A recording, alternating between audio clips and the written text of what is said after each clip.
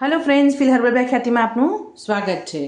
આજે હું એવો પેક બનાવવા જઈ રહી છું કે જે દરેક સિઝનમાં કામ લાગે અને જેને પણ ખોડાની તકલીફ છે, જેને સાઇનસ, કોઈ પેક લગાડે અને શરદી થઈ જાય છે, કોઈને એકદમથી માથું ચડવા માંડે છે કે સર ભારે મતલબ માથું ભારે ભારે થઈ જાય છે અને વાળ સિલ્કી નથી થતા, વાળનો ગ્રોથ નથી થતો સરખો, તો એના માટેનું હું આજે પેક લાવી છું અને ખાલી 3થી 4 વસ્તુથી જ આ પેક બનવાનો છે। અહીંયા મેં એના માટે લીધી છે 3થી 4 ચમચી મેથી। મેથી બધાના જ ઘરમાં હોય છે અને મેથી વાળ માટે વરદાન છે। ખરતા વાળ અટકાવશે, વાળનો ગ્રોથ કરશે, વાળનો ખોડો દૂર કરશે, વાળને સ્પ્લિટ એન્ડ્સમાંથી બચાવશે, મતલબ થતાં રોકશે, વાળને સ્મૂધ ને સિલ્કી બનાવશે। ઓવરઓલ મેથી એક ટોનિક છે વાળ માટે, બધું જ કહેવાય જાને એ છે મેથી। અહીંયા મેં 1 ઇંચ જેટલો આદુનો ટુકડો લીધો હતો, એને ખમણી નાખ્યું છે। આદુ છે એ એટલું જ કારગર છે જેટલું ડુંગળી છે, એની સ્મેલ એટલી સ્ટ્રોંગ નથી એટલે સારું છે। ઘણાને ડુંગળીની સ્મેલ નથી ગમતી હોતી, પણ ઘણી વખત આપણને એવું લાગે, તમે જે દવા ખાતા હો કે દવા પીતા હો એની સ્મેલ આપણને કાયમ ગમતી જ હોય એવું જરૂરી નથી હોતું, બરાબર? પણ છતાં આપણી પાસે ઓપ્શન છે એટલે આદુ મેં અહીંયા લીધું છે ને આદુ તમારા બ્લડ સર્ક્યુલેશન સારું કરશે સ્કાલ્પનું। અને મેં દરેક વખતે કહું છું ને આજે બી કહી રહી છું, એટલે એવું ના કહેતા કે આ તો એક વખત સાંભળી લીધું છે। તમારે હવે જે નવું જોડાતું હશે આ વિડીયોથી કે એનાથી, એને ખબર નહીં હોય એટલા માટે। તો આ આદુ લીધું છે ને આપણે, એને તમારા બ્લડ સર્ક્યુલેશન વધારશે અને એનાથી તમારા સ્કાલ્પમાં કોઈ ઇન્ફેક્શન નહીં થાય, થયું હશે તો એ દૂર થશે। અને જેને માથું ચડતું હશે કે જેને શરદી થઈ જતી હશે, ગરમીનું મતલબ ઠંડક જેવું થતું હશે પેક નાખ્યા પછી, એ પણ દૂર થશે કે આ ગરમ વસ્તુ છે। અને અહીંયા મેં લીધું છે 5 થી 6 જેવી લવિંગ લીધી છે। લવિંગ પણ વાળ માટે ખૂબ જ સારું છે, એનો રીગ્રોથ કરવા માટે મદદ કરે છે। જે ખરી ગયેલા વાળ છે ને એને રીગ્રોથ કરે છે। હવે આપણે આ ત્રણેય વસ્તુને આપણે બનાવીને એટલે મતલબ મેળવીને પેક બનાવવાના છીએ। તો એના માટે મેં અહીંયા 2 ગ્લાસ જેટલું પાણી લઈ લીધું છે। હવે આ 2 ગ્લાસ જે પાણી છે એની અંદર હું અહીંયા મેં લીધું છે એપલ સાઇડર વિનેગર। એટલે તમારું ખારું પાણી બી આવતું હોય ને નળમાં તો પણ તમે આ વાળી વસ્તુ પેક કેવું લગાડશો તો તમારા વાળ ખરશે નહીં। તમારે વિથ મધરવાળું જ લેવાનું છે અને એ જ સારું પડે છે। અહીંયા આપણે 2 ગ્લાસ પાણીમાં હું લગભગ 1 ઢાંકણી આની જે હોય ને એ નાખી દઉં છું। હવે એપલ સાઇડર વિનેગર છે એની સ્મેલ બહુ જ સ્ટ્રોંગ અને ગંદી હોય, પણ છતાં એ વાળ માટે બહુ જ સારું છે। વાળને સ્મૂધને સિલ્કી બનાવશે, ખોડો જળમૂળમાંથી દૂર કરશે અને તમારા વાળને વધારવામાં મદદ કરશે। વાળ કેમ વધતા નથી એનું કારણ એ જ છે કે સ્કાલ્પનું ઇન્ફેક્શન, એ મેઇન છે। અને મેઇન તો ઇન્ટરનલી તો છે જ, ઇન્ટરનલી તમારે કોઈ B12 D3નો પ્રોબ્લેમ હશે તો પણ વાળ ઉગવામાં તકલીફ થાય જ છે, અથવા કે તમે કોઈ મેડિકેશન ઉપર હો, જેમ કે મારા હસબન્ડને, તો એ ગયેલા વાળ પાછા આવતા બહુ વાર લાગતી હોય છે અને કદાચ ઘણી વખત નથી પણ આવતા, કેમ કે તમારું મેડિકેશન પર હો છો અને ઇન્ટરનલી ઘણા બધા વિટામિન્સ ને મિનરલ્સ આપણામાં ઓછા હોય છે, એના હિસાબથી એ વસ્તુ નથી બનતી। હવે અહીંયા આપણે એને ગરમ કરવા મૂકી દઈએ છીએ। અહીંયા આપણું પાણી ગરમ થાય છે। હવે આ જે પેક છે એ પહેલેથી જ હું ભૂલી જાઉં એ પહેલાં તમને કહી દઉં કે આ પેક છે હું 2 જણા માટે બનાવું છું, એટલે મેં 3 ચમચી જેવી મેથી લીધી છે, 1 ઇંચ આદુનો ટુકડો લીધો છે અને 5 થી 6 ઉપર લવિંગ છે। હવે આ મેથી છે એને આપણે અને આ બધી વસ્તુઓ આપણે અંદર નાખી દઈએ છીએ। જ્યાં સુધી મેથી એકદમ પીચકાઈ ન જાય, એવી ઉકળીને પાકી ન જાય ત્યાં સુધી આપણે આ ગેસ બંધ નથી કરવાનો અને ત્યાં સુધી આપણે એને થવા દેવાનું છે। હવે આપણે આની અંદર જે નાખી, તમે આ જ પેકને પકડીને ચાલો ને, અને ઘણી વખત બધાને એવું થતું હોય કે તમે આટલા બધા પેક મારી સાથે શેર કરશો અમારી સાથે, તો અમારે કયું યુઝ કરવાનું? તમે કોઈ પણ એક જ પેક, એક ઓઇલ કે એક સિરમ, એક જ નાઇટ પેક છે કે જેલ છે, તમે એ પકડીને એને 3 મહિના સળંગ યુઝ કરો ને ત્યારે એ વસ્તુ તમારા વાળમાં અસર દેખાડે જ છે। આ કોઈ પણ વસ્તુ એવી નથી કે ફટાફટ આજે ખાધીને તરત જ એનો સેટ થઈ ગયું, એવું ના હોય। હવે તમે એક્ઝામ બી આપવી હોય છે તો આપણે આખું વરસ મહેનત કરીએ છીએ, ત્યારે વરસમાં એક વખત મેઇન એક્ઝામ એની આપી શકીએ છીએ, બરાબર છે. તો તમે એટલું વિચાર કરો એમાં પ્રિપેરેશનની જરૂર છે, તો આમાં વાળ ઉગવામાં પણ કે વાળનો સરસ ગ્રોથ કરવામાં પણ આપણને ટાઈમ જોશે.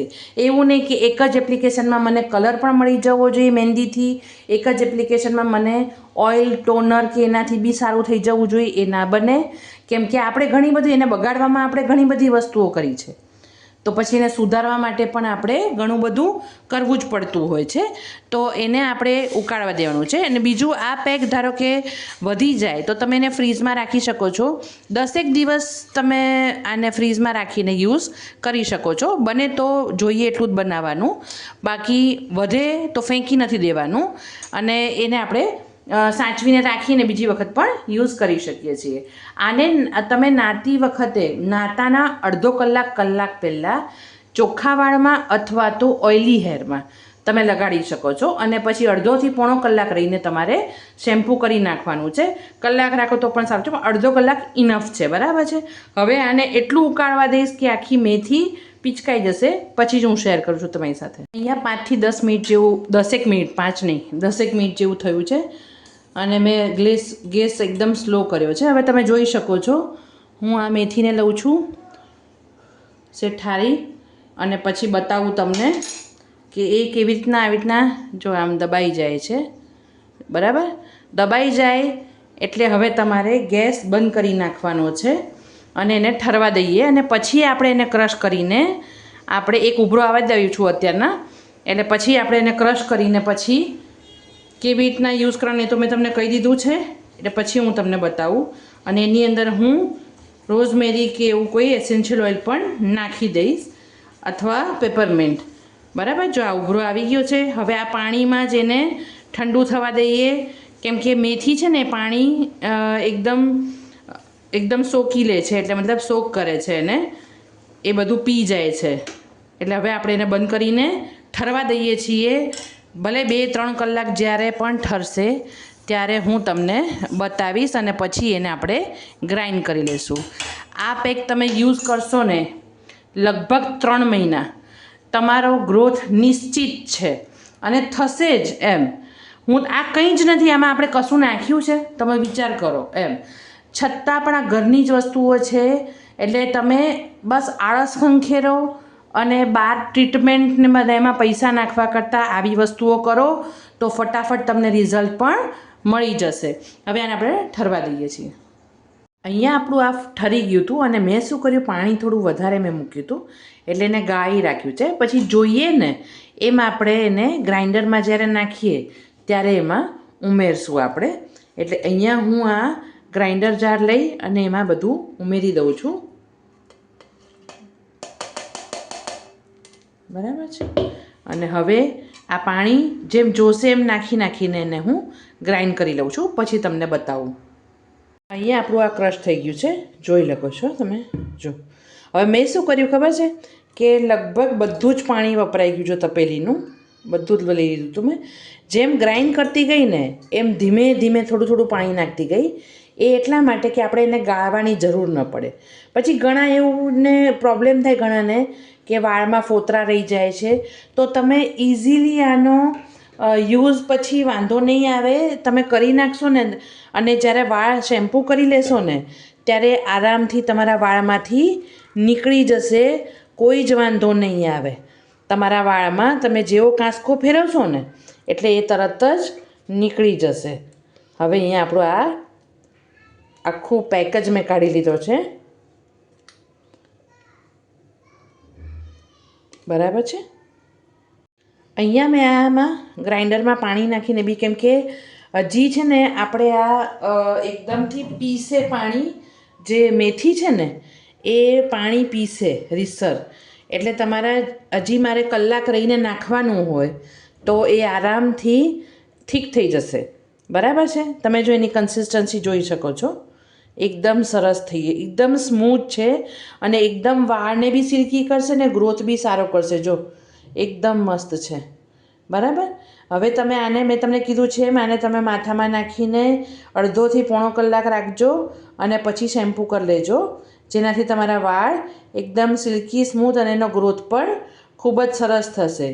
તો ફ્રેન્ડ્સ, આવી જ નવી નવી રેમેડી એન્ડ રેસિપીઝ જોવા માટે મારી ચેનલને લાઇક કરો, શેર કરો અને સબસ્ક્રાઈબ કરો. અહીંયા હું પછી પેપરમિન્ટ એસેન્શિયલ ઓઇલ નાખી જ દઉં છું 5 થી 10 ટીપા, જેનાથી તમારી સામે જ નાખું એટલે તમને એમ થાય કે નાખ્યું. જો મેં આ નાખ્યું છે પેપરમિન્ટ, બરાબર, એટલે ઠંડક રહે. જેને શરદીનો પ્રોબ્લેમ હોય તો બી સોલ્વ થઈ જાય. સ્કાલ્પને એકદમથી નરિશ કરશે અને ગ્રોથમાં મદદ કરશે, બરાબર છે. પછી હલાવી નાખ્યું છે અને હવે જ્યારે યુઝ કરવું હશે ત્યારે હું કરી લઈશ, બરાબર છે. Okay, thanks for watching.